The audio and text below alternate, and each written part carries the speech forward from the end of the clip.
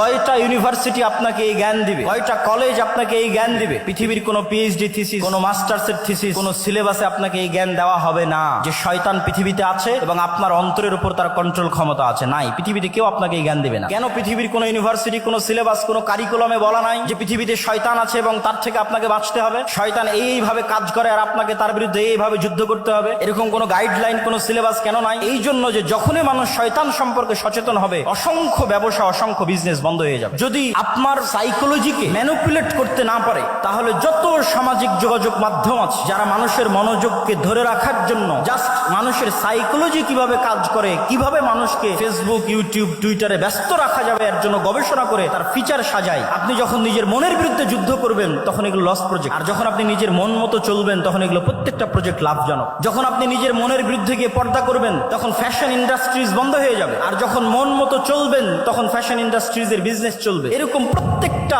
ধাপ আছে যা শয়তান ম্যানুফ্যাকচার করে রেখেছে পৃথিবীর মানুষকে ভুলিয়ে রাখার জন্য। কি ভুলিয়ে রাখবে? সালাতের কথা? জি না। শয়তান আপনাকে কি ভুলিয়ে রাখবে? সিয়ামের কথা? জি না।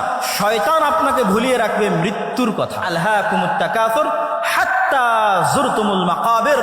কবরে না যাওয়া পর্যন্ত আমার এবং আপনার মনে হওয়ার চান্স নাই যে আমি আপনি মারা যেতে পারি। আজকে